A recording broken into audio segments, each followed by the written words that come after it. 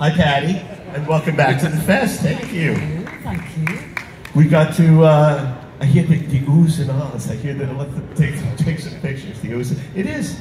There's two books that Pattie has that I love. Wonderful Tonight, George Harrison, Eric Clapton, and me, which title says all of our music together, and Pattie Boyd, My Life in Pictures. And it's something that you started out as a model. And I was wondering, how did you first get into modeling? I had a little job in a company called Elizabeth Arden, which is like a beauty place. And do you need her louder? Sound? No, don't louder, turn it up. Louder. Don't turn it up. They will. If you could turn Pattie's mic up. Can you hear me now? That better? We'll get there. Okay, thank you. Yes, I was working in this little salon, and somebody came in one day and said to me, had I ever thought of being a model? I had to tell a little lie, and I said no. And she said, I think you might be a model. Will you come to see me in these offices in Fleet Street next week? So I did. And there was a photographer there, and he took photos of me. And then they introduced me to the girl who was going to be my agent, and she took me on straight away. Like magic. That usually doesn't happen. How old were you? 18. Wow. At 18, did you even have a sense of the world that you were being sucked into? No, of course not. How can anyone see what's ahead? You know, I mean, obviously when I was in this salon, I saw the most glorious magazines like Vogue and Harper's and all the sort of glamour magazines that I'd never seen before. And I just, it was such an eye-opener. They looked so fantastic. And I thought Jean Shrimpton, who was the top model then, was, I mean, the most gorgeous girl ever. And I just wanted to be her. Jeannie Shrimpton. Even the smithereens, she had hair like Jeannie Shrimpton back in 1964 is one of the great lines in the song. Those were the icons. The thing about, it wasn't just as great as the music was. The Beatles taught us how to dress. They taught us how to talk. They taught us how to act. Even as a young boy, I'm 12, 13 years old. We're kids. We ran out to get Beatle boots in Brooklyn, New York. We were wearing, you know, mod clothing. I have ridiculous pictures of me as I looked like this little kid wearing shirts like this and bell-bottom clothes and stripes. It went from in one day, everybody's wearing a black suit, and it seemed like 48 hours later, everybody's exploding in mod colors of how fast that changed in the late 60s. The thing about the pictures in Pattie's book and your life, I feel like you brought us into the world that we've read about, but when you get to see it, when they talk about pictures being worth 1,000 words, seeing the joy in your faces, what you're doing, what it looked like, I feel like I can go into the pictures, and you know, we all, when you see them, imagine if we were there, what would it feel like? We talked about the phrase swinging London. It's been used all the time. What was swinging London to you? You're in the epicenter of that. What was it really swinging London, or was it what? I don't know. I mean, swinging London, that's a made-up thing by journalists. Right. It was, you know, like Dolly Birds. I mean, what's that, you know? All these funny little phrases that journalists would make up because they couldn't really explain what was happening. And what was happening was, there was a sort of cultural revolution going on. We didn't want to do what our parents did, and we didn't want to wear the same clothes as our mothers. We're certainly not the girls, anyway. And the boys started growing their hair really long, and it seemed like from nowhere, all this creativity was going on. There were fantastic fashion designers for men and for women, and everything changed. And you know, I mean, hairdressers changed, photographers, painters, David Hockney, fashion designers, it all changed, filmmakers, and like you say, Ken, almost overnight. Petula Clark had come up, just pre-pandemic, and I talked about it, and I said, I thought, you know, I know a place in downtown for somebody who's dressed properly, who's dressed like a proper debutante, a proper British girl. Not you lot with your long hair and your flowing clothes, but for her to say, go by yourself, to tell young women, go downtown. There's fun. There's music. You're allowed to go unchaperoned. I said, in its own way, those songs were as radical as anything else to tell proper girls that they're allowed to go out and enjoy themselves. In the 60s, my God, woman, the society is coming apart at the seams. It was, did you experience, I don't know what the right word is, but you know, there was the thing about Hard Day's Night, your movie, as I think about it. But there's that lovely scene in the train car with a proper Fleet Street gentleman with his bowler hat and the Beatles, and they're just, the cultural divide is right there. I pay taxes for this and I want the window open. And was that something that ran through your life that you experienced in the 60s? Yeah, I mean, my family was sort of pretty old-fashioned and conservative and all of that, and so they understood the bowler hat wearing guys who went to offices, and they were totally confused by what I was doing and the friends I had.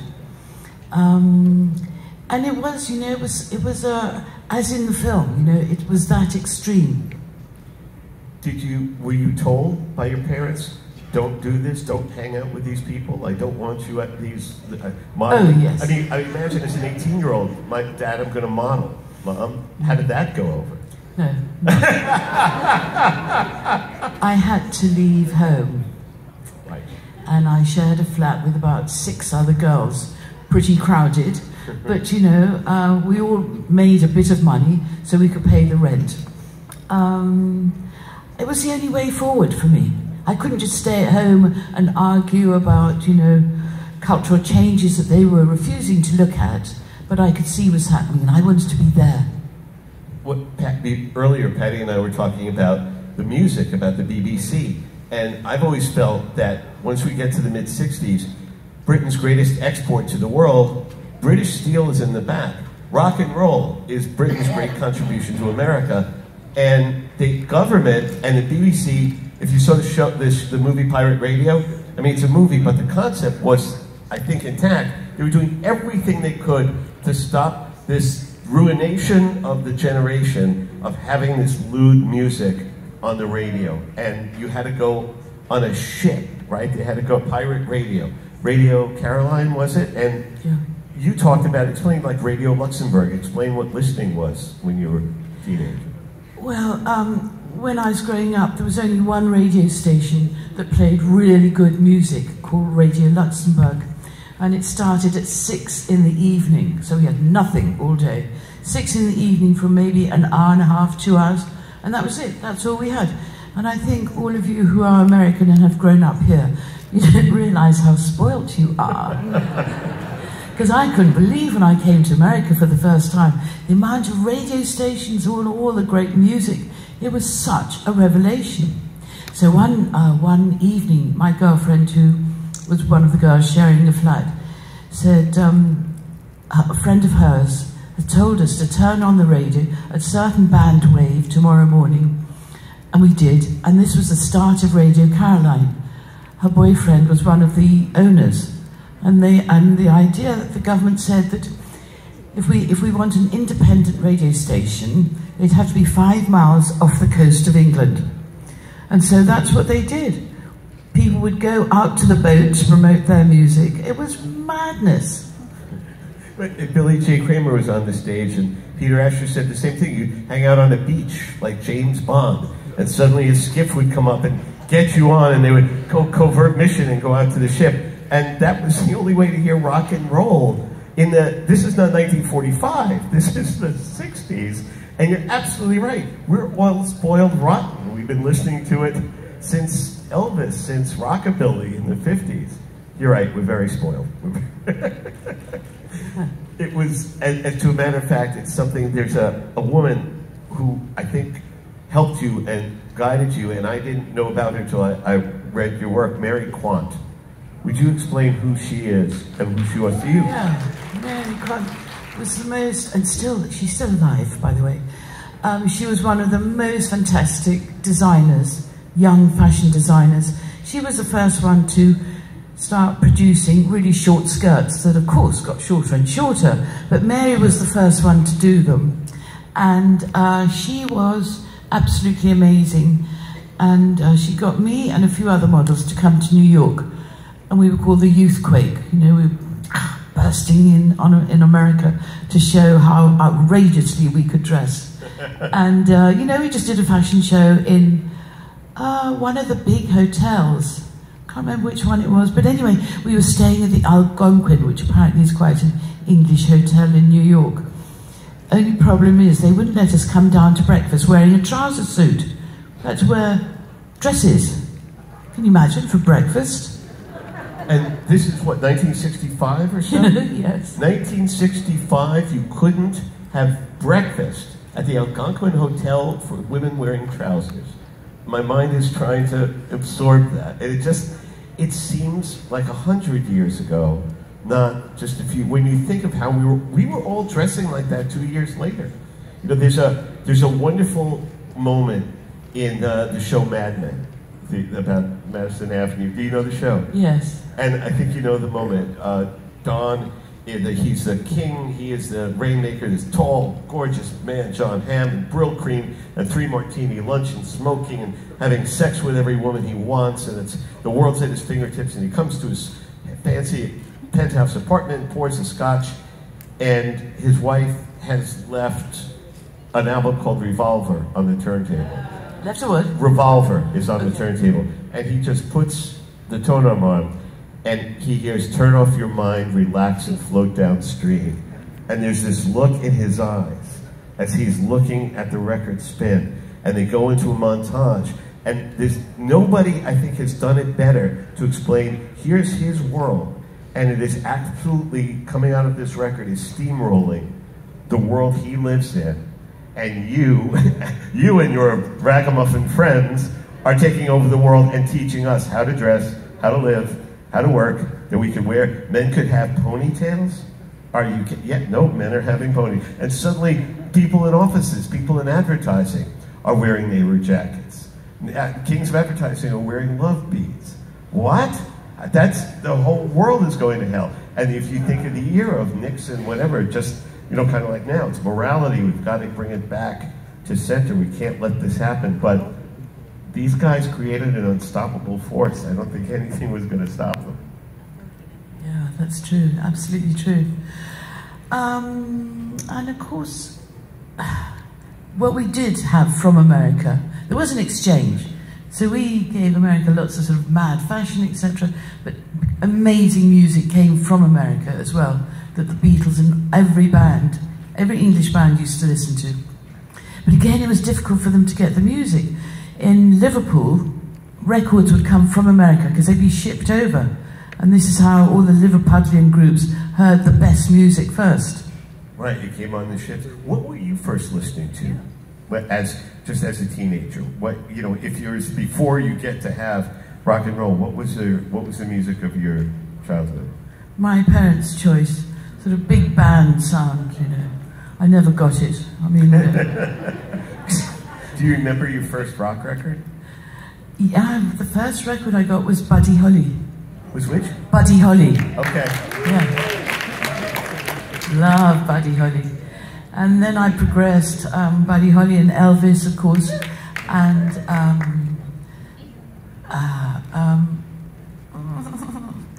maybe a little Chuck Berry? Yeah, Chuck Berry and the yeah, definitely Roy Orbison. Oh my God. Yeah. Little Richard and there's so many amazing American singers. My own thought was that those guys built the foundation of the house. And then the 2 pillars that hold up every room since are the Beatles and Bob Dylan. That everything is built on that, yes. Those 2 pillars. Yeah. Mad about Bob. Me too. Yeah. Me too. You know, he drags folk music, kicking and screaming, into the electric era. I mean, he does this literally and spiritually at Newport Folk Festival when he plugs and goes electric. Pete Seeger is crying. He's looking for a fire axe to cut the power cables. And he's like, no, you're going to be mainstream. We're not going to just sit in folk clubs and pass the hat and sing Tom Dooley. We're going to get into the mainstream. And look what he does. He meets these guys, and the music, whether it happened, it was going to happen eventually because they were too talented. but we go from She Loves You, Yeah, Yeah, Yeah, to Eleanor Rigby in a flash. Yeah, I know, amazing. I remember we all went to the Albert Hall, Royal Albert Hall in London, to see Bob Dylan. He was coming over, and it was just absolutely fantastic. And then halfway through, he changed and plugged in his guitar, and it was suddenly electric. And people went crazy, and they were furious with him. Not what they'd come to hear at all. And we thought, this is fantastic. You know, a little revolt on the stage at the Royal Albert Hall. There's a live recording, whether it's that show or not, and you hear it on the recording, where he's tuning up the electric, and someone yells out, "Judas!" Yeah, I know. It was outrageous. How dare you? You're supposed to wear a harmonica and do this. And he still wears a harmonica and plays, and to this day, his writing is incredible. Every time you count him out, he comes back with a knockout punch for an album. When you get to, you know what, I never asked this. How do you get from modeling, and we mentioned it last night for those who weren't here, how did you wind up in A Hard Day's Night?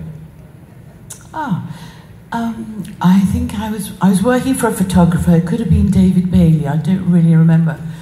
And anyway, my agent phoned the studio and told me to go to another appointment after this job.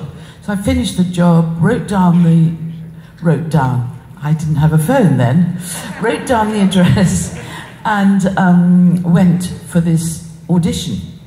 And when I arrived, there were about 20 other girls all waiting around with our portfolio photographs. And I went into the room when I was called in.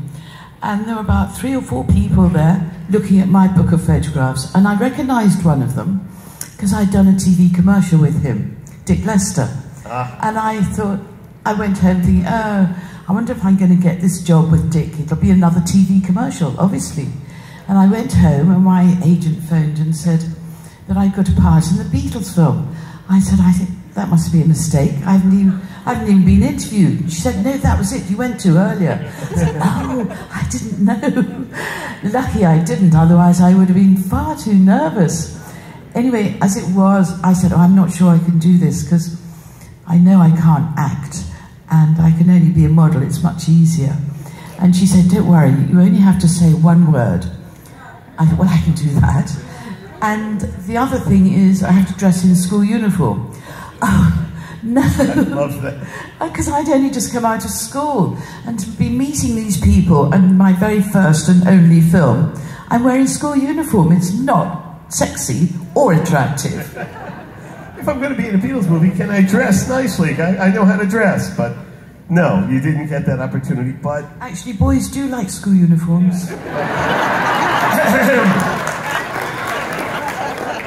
We'll be discussing that later this evening in the late night session with Ms. Boyd. When you first met them, tell me that moment when you first meet the boys. Well, me and the other girls had to get on the train at a certain time at whatever station, Paddington, I think. And off the train went, and then it stopped at this tiny little station, and the platform was completely empty, no one was there. And then I spotted 4 figures, and that was like a movie in itself. And then it was the Beatles, obviously, and they jumped onto the train, and they came into our carriage, and they were so polite. They introduced themselves and shook our hands, and you know, and we just went, oh my God, what was that? Whirlwind, you know, and then off they skipped, and quite soon after filming began. Were they as gorgeous in person? Unbelievable, yeah, because they had this incredible energy, you know, and they were kind of like surreal. They didn't swagger in or anything. They just came bouncing in and gave us big smiles and wonderful handshakes, and you know, we knew we'd love them. They just looked so great.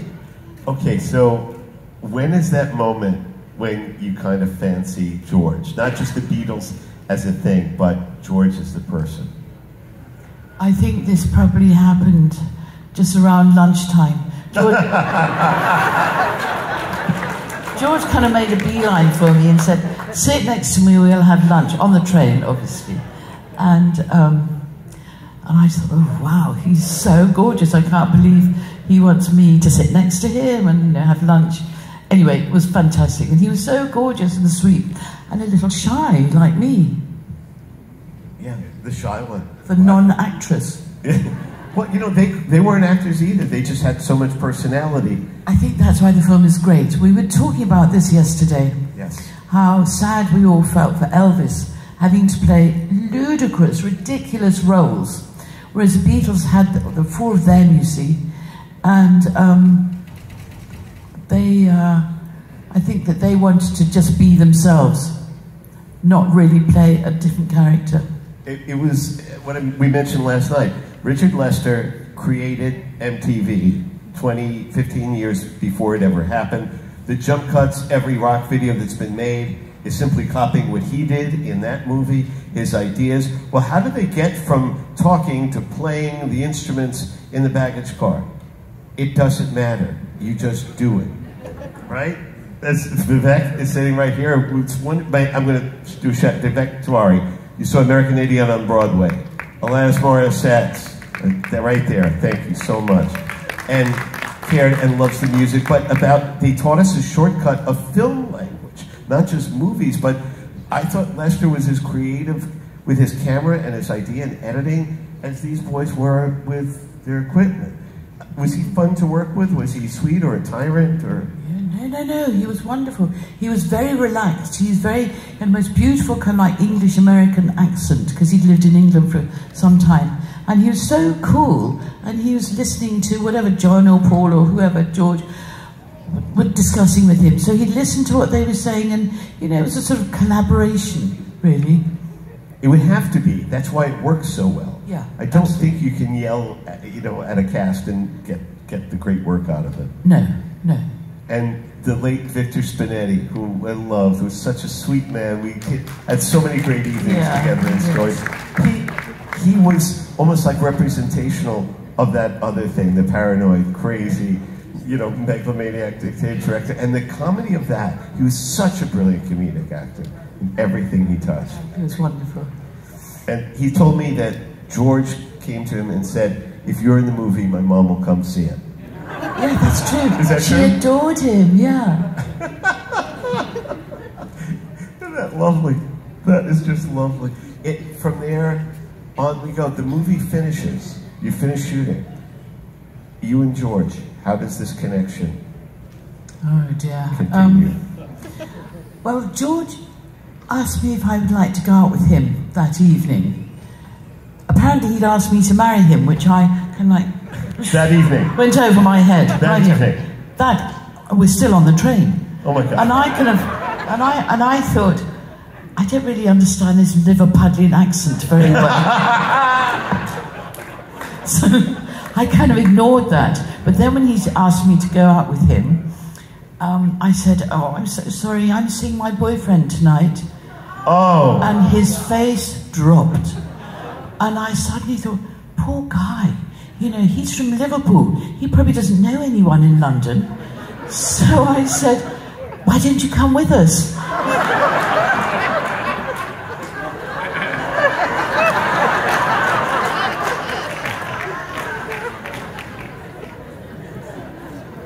That's hilarious. Did you really do that to him? Yeah. Poor guy. Yeah. For every man who's ever had something like that happen to them, ow, that hurts. Well, but things in life are meant to be. Wherever we are where we are meant to be. So after I went home and told my girlfriends, who thought I'd gone completely mad, and I realised perhaps I shouldn't be with this boyfriend after all.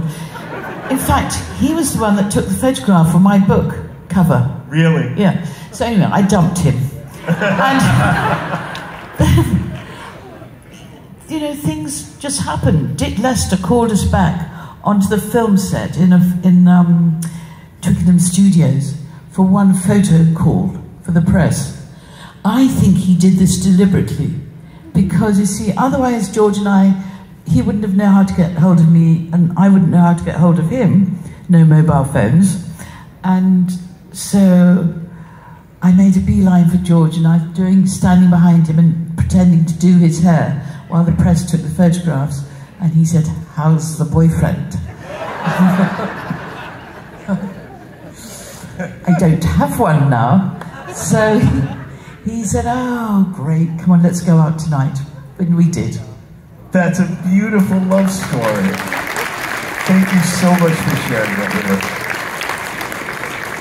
What's meant to be, it is meant to be. And the journey with him, I wanted to leave ourselves some time. I know we have a big day, but I want you to talk a little bit about the trip to Rishikesh, about the Maharishi, about you being part of that. It seems like everybody had a different take of what that was.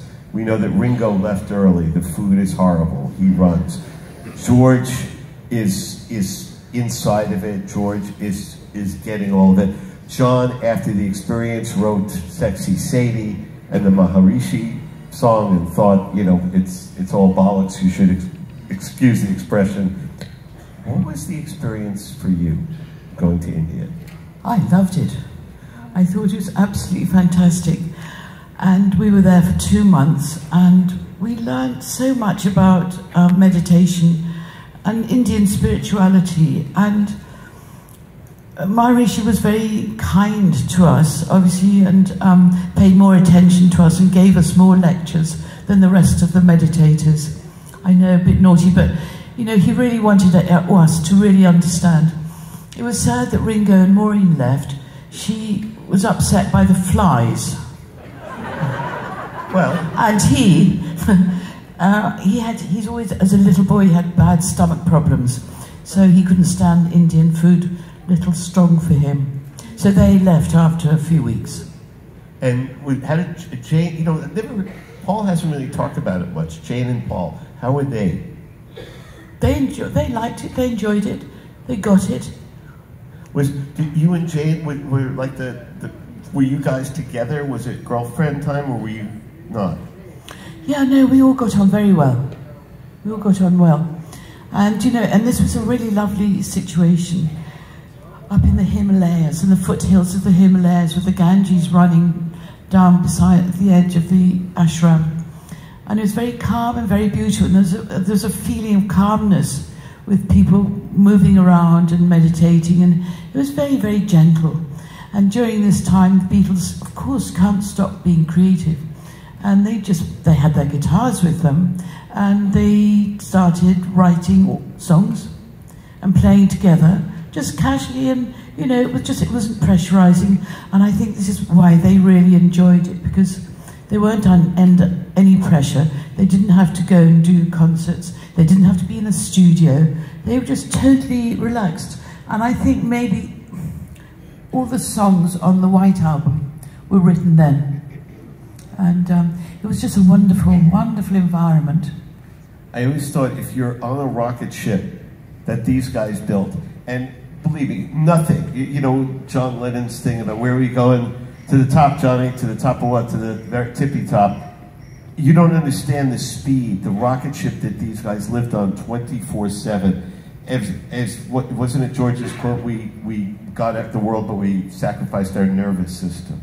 I can't imagine the pressure of every minute of every day, what you wear, what you eat, every note, the album cover, every single thing. The world is waiting for the next morsel from you. They are our Maharishi. And then the music was telling us, to me, Strawberry Fields and, you know, Lucy in the Sky with Diamonds, and the Zombies were writing songs about getting out to the park. It was all about nature. And that's what I kept feeling all the time, is let's stop this crazy world that we're in London or New York or whatever, go out to the country and to get a break for a couple of months and sit and play some guitars and talk about spirituality. I would imagine that was the gift, to be able to catch your breath. Yeah, absolutely was. But also the other component in this is that Brian Epstein had died, and Brian, being their best friend, he was like an older brother, somebody that they could respect and look up to. And they totally trusted him. Suddenly he's gone.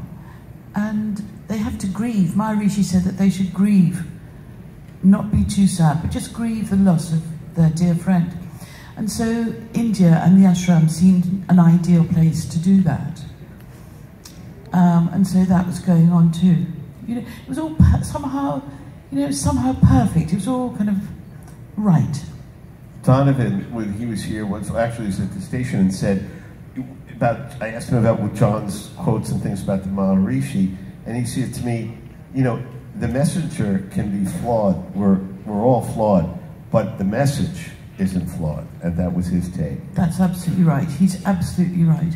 And everything I learnt then, a lot of it I can't tell you about. It just, I absorbed it, you know, and that was really it.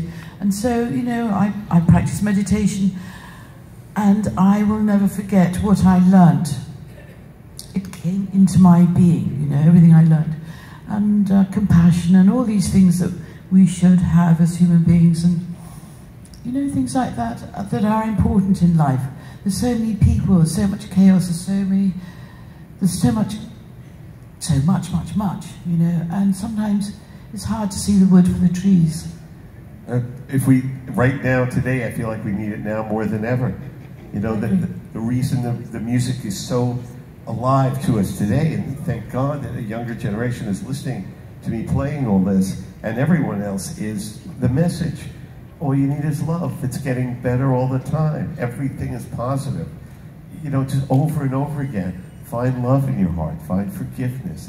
When will that message ever go out of style? When will, you know, that wasn't about the clothes. That's about, you know, in here, in the heart. Yeah. Before we have a little bit of time left, we shift gears a little bit and talk about the Eric Clapton years. Okay. As we move, I mean, it's not often that, you know, you go from your husband to one of his best mates, and all's good, and that George attends your wedding, and they jammed, right, and they played. Yeah, but doesn't everyone do this? And that, in a nutshell, Pattie Boyd, is my point. That here in the USA, that don't usually work so well. But listen, they remained friends, even whether I was with George or with Eric, you know. I was trying to say that yesterday. Musicians have some inner understanding of other musicians. They communicate on a level that we non-musicians can understand. You know, they love each other. I mean, George and Eric loved each other's music, guitar playing. They did. And so that transcends anything else, even, you know, me. That's priceless. What was the? I mean, you've been with George. You've been at the top of the mountain. How different was that experience? I'm not. We don't go into personal details here, but the experience of a different world with Eric and his world. How did your life seem to change with that? What was different? Well, George really was.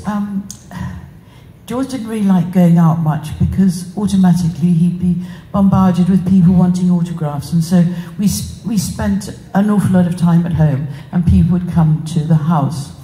And then when Eric and I got together, he was touring. I'd never been on tour before.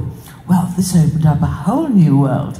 It was really exciting and wonderful, and I travelled all over America, which was very interesting, and it was great hanging out with musicians, creative people, and when they'd go on stage, I'd be allowed to stand on the stage, but to the side, with my camera.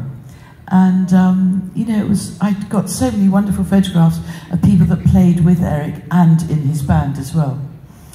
It's one of the greatest collections of photos. You know, thank God for you and Linda McCartney. The two of you documented so much of this world. Thank you, and thank you for all that. The pictures are wonderful. Thank you very much.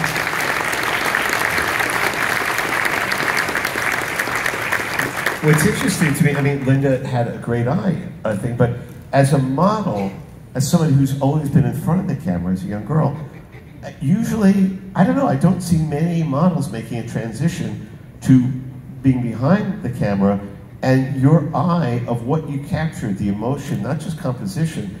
It's wonderful work, Pattie. It's a really professional portfolio. Thank you. Thank you. You see, when I was modelling, my boyfriend did actually encourage me to save up my money and buy a proper camera. And then when I was modelling, I would take it with me to every job and get a little advice from each photographer. So I was learning on the hoof, as it were. You know, I was learning while I was modelling. Who are some of the photographers that you work with that you really admired? I loved a guy called Barry Lattigan. In fact, all the models loved him. He made us all look really pretty. I don't know what. Maybe it was his lighting, but you know, he was fantastic. And Bailey was always a challenge because he was so rude and provocative, because he wanted great expressions or great movement or whatever it is. You know, you can't just say, you know, look at a model and say, okay, move. I mean, you're not going to get anything. But, you know, if somebody is provocative and it's exciting and you want to do your best, you do. And so it's a collaboration between the model and the photographer. Very interesting. So picking their brains a little bit about lighting and setups and structure and that kind of thing? Yeah. So it was always a passion. It wasn't just... Oh, yeah, absolutely, yeah. These books, I'm telling you, the Pattie Boyd, My Life in Pictures, you will absolutely adore this book. It's not just your life. You know what? It is your life in pictures, but it's also this whole life in pictures. We've spent so much time as fans combing over the magazines, combing over every picture, reading into it, their expressions, what this, that, and for you to bring us, I always said, it's what we try to do here, is just bring people backstage, bring people into the world behind. We hear the music. Now, how did it get there? You know, from Mark Lewison to you, to anyone else who's up here. Here are the roots. Here's how it's coming together. So you're going to be signing books after this, yes? Yes, I am. Okay, so tell me, because we have a few minutes, what's going on in your life now? Tell me about these last years. Okay. I live in a little cottage in the country, and I've got 3 alpacas, because they're very silly looking animals. They make me laugh, and they're low maintenance. And I have the most adored dog, an Irish Terrier called Freddie. Oh. Love him. And I have 1 black swan. I did have 2, but a fox ate the other one. Oh dear. So one is left on his own and he hates me. And I hate him. I go, you know, near the lake with some food. Here, I've got some food for you. And I'm about to go, and he comes out of the lake and he opens his wings like this. And I know he doesn't want to hug me. He's hissing. So I throw the food and run away and scream. But no one can catch him, so I'm stuck with him. His wings are being clipped, so he can't even fly away. Oh, it's very sad. I think he's quite upset about not having his friend, not having his... I know, but ducks come and talk to him occasionally, except I don't think they speak the same language. It's a language barrier, clearly. Yes. Pattie Boyd, thank you so much for your time. Thank you, and thank you. We'll be signing books after this and tonight as well. Ladies and gentlemen, Pattie Boyd.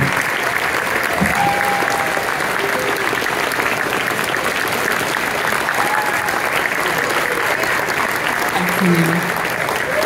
Enjoy the weekend. I'm going to steal a selfie on stage if I may.